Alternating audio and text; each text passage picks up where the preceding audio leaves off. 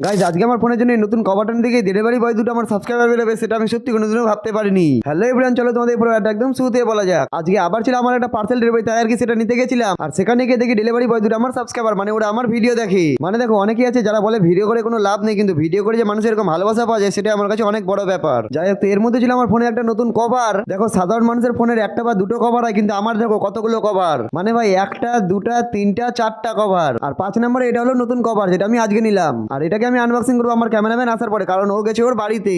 মানে এক কথায় বলতে গেলে আমার ফোনের কভার কালেকশন করতে ভীষণ ভালো লাগে। আর এদিকে আমার ক্যামেরাম্যান এসে গেছে, আর ও জোর কদমে কভারটাকে আনবক্সিং করতেছিল। আর যেহেতু আমরা দুজনে মিলে অর্ডারটা দিয়েছিলাম, তাই আর কি আমরা দুজনেই খুব এক্সাইটেড ছিলাম কভারটা কেমন এসেছে সেটা দেখার জন্য।